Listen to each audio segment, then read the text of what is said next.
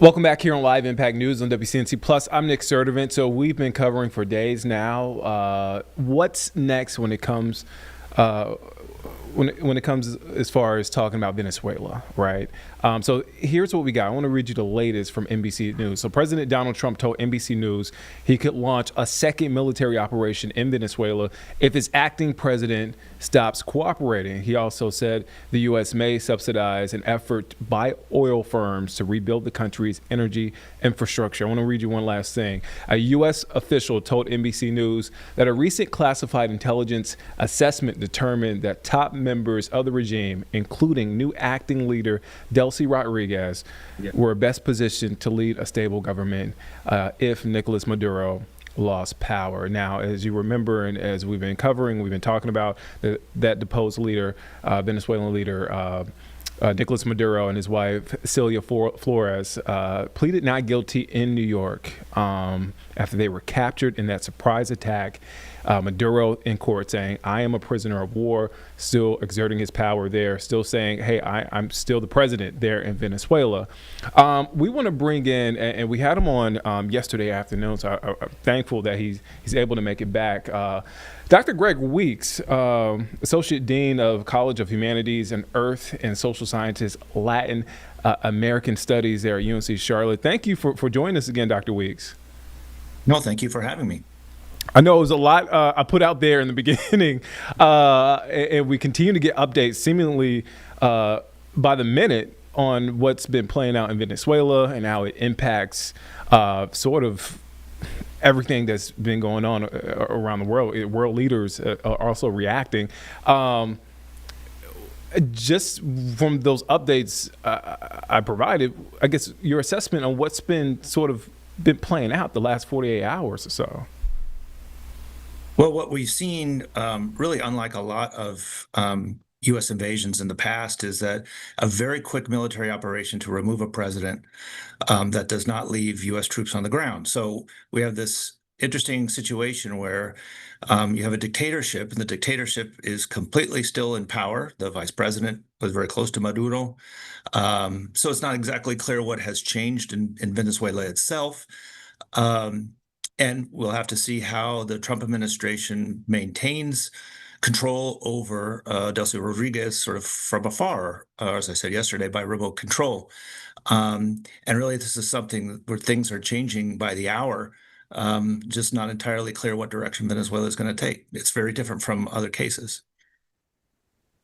Well, we've heard from France, we've heard from Iran, again, countries from different ends of the perspective and as far as how they view what's happening in Venezuela, but the overall sentiment is cautiously.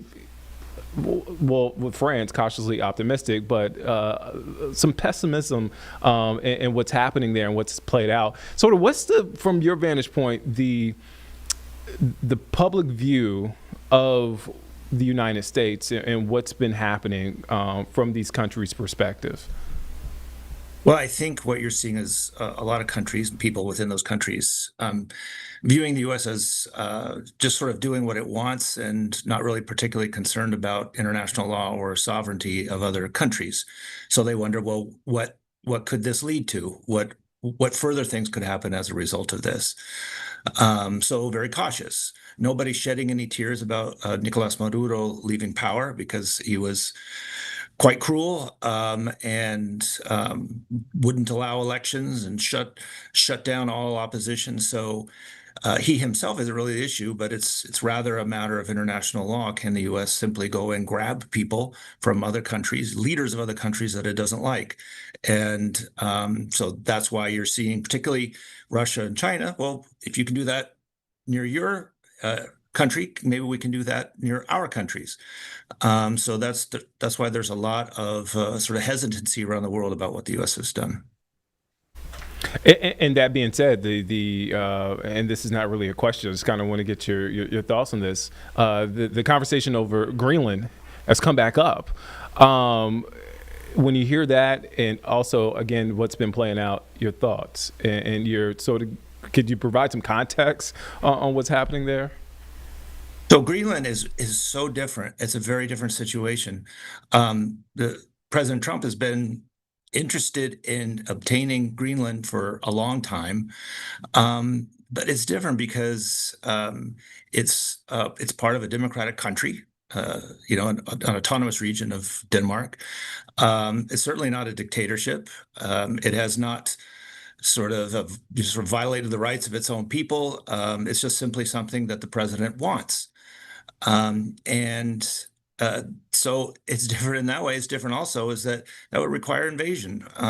You can't sort of land a few troops and have them leave, and the U.S. suddenly controls Greenland. So obtaining Greenland would be an act of war, even more so than with Venezuela. And so that's why you see a lot more opposition to discussions about Greenland, even more so than with Venezuela. One thing that you talked about yesterday afternoon, and I want to ask you this before I let you go. There has been comparisons to U.S. Interventions in countries like Panama, Cuba, Guatemala. For historical context, because U.S. as I just laid out there, intervention is nothing new when it comes to the U.S. And looking back in history, decades, it went from Cold War to the war on drugs. Could you explain sort of the difference? Because there's a difference between, because you keep hearing what happened in Panama, but there's a clear difference there, right? Well, there is. I mean, the U.S. has invaded numerous countries, many in Latin America, and one thing that's always happened is that the U.S. has sent thousands of troops. So in Panama, it's thousands of troops fighting, U.S. troops, and then they stay there. They stay there perhaps only a matter of weeks, but they stay there until the U.S. decides that things are stabilized. And so this is very different. The U.S. does not have occupying troops. And that raises the question of how control can be exerted when the U.S. does not have troops there. So a lot of the similarities that appear on the surface are quite different. Venezuela is a much larger country than, say, a Panama or a Dominican Republic.